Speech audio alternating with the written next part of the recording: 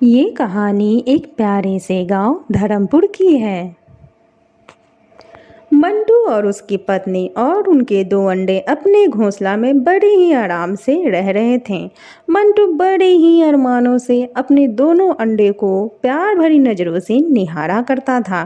मंटू को बड़ी ही बेसब्री थी कि उनके अंडों से बच्चे बाहर आएंगे और उन्हें वो बहुत सारा प्यार दुलार करेगा। उस जंगल में और भी निवासी थे जो कि मंटू के साथ आसपास में रहते थे। उनमें से कुछ उसके दुश्मन भी थे। एक बोक्कादास और रामदास खेल कूद कर रहे थे। बोक्कादास गुलालबाजी कर रहा था।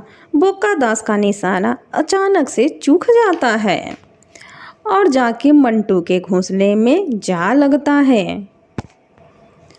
मंटू का घोंसला नीचे गिर जाता है पर बोक्कादास दोनों अंडे को बचा लेता है। ये सब देखकर मंटू और उसकी पत्नी दोनों बोक्कादास पे भड़क जाते हैं और दोनों मिलकर बोक्कादास को बेहद भला बुरा सुनाते हैं। बेचारा बोक्कादास खड़ा है मुंह लटकाकर। आखिर उसने गलती भी तो बहुत बड़ी की है। अब मंटू और उसकी पत्नी मुनिया बेहद परेशान होते हैं। कैसे इतनी जल्दी वो नया घोंसला तैयार कर पाएंगे, क्योंकि उनके बच्चे भी अंडे से बाहर निकलने का समय नज़दीक आ गया था। उन्हें लगातार गर्माहट की ज़रूरत रहती है। मंटू बेचारा बेहद परेशान होने लगा। तभी बोक्कादास की माँ वहाँ आती है और बोक्कादास को घर चलने को कहती है। तभी मंटू सारा कर्मात बोक्कादास की माँ को बताता है। पद्मा ये सब सुनकर वो बेहद बोक्कादास पे भड़क जाती है। पद्मा अपने बेटे बोक्कादास की करने से बेहद शर्मिंदगी महसूस करती है। उसने मंटू और मुनिया से माफ़ी मांगी और उनको अपने घर चलने को कहा। आप लोग मेरे घर चलिए जब तक आपका नया घोंसला तैयार नहीं हो जाता है। आप लोग मेरे घर पर रह सकते हैं। हम आपके अंडों की देखभाल और उनकी निगरानी भी करेंगे। मंटू और मुनिया इस बात के लिए मान जाते हैं और उनके घर रहने चले जाते हैं।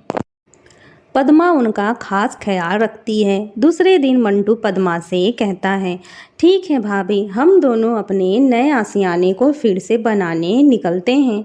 आप हमारे अंडों का ख्याल रखिएगा और उन्हें सांप से भी बचाइएगा।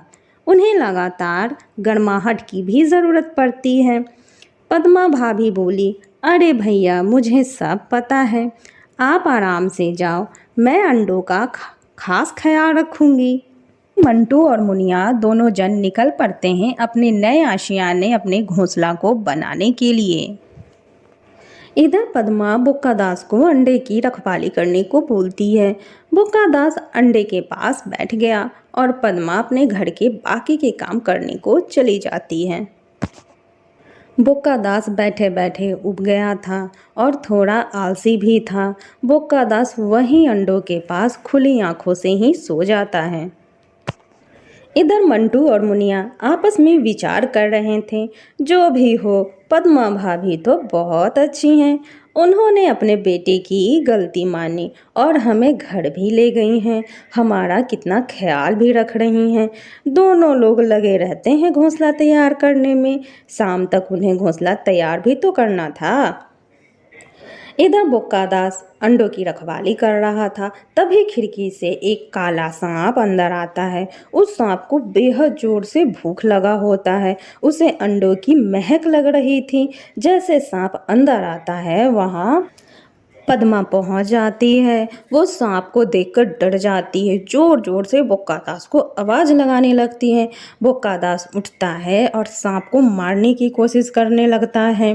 बोक्कादास बेचारा हजार प्रयत्नों के बाद उस सांप को मार भगाने में कामयाब हो जाता है। पद्मा फिर से बोक्कादास पे बरसने लगती है।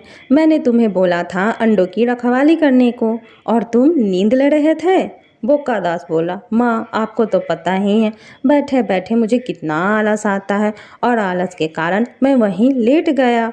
पद्मा और बोक्कादास पे गुस्सा करती हैं। पद्मा खुद अंडों का देखभाल करती है और बोक्कादास को कहती है ये सारी बातें मंटू और उसकी पत्नी मुनिया को न बताए। पद्मा बोक्कादास को बाहर जाकर चारों तरफ से निगरानी करने को बोलती है। देखो कोई जीव जानवर कहीं से भी हमारे घर के अंदर ना आ पाए।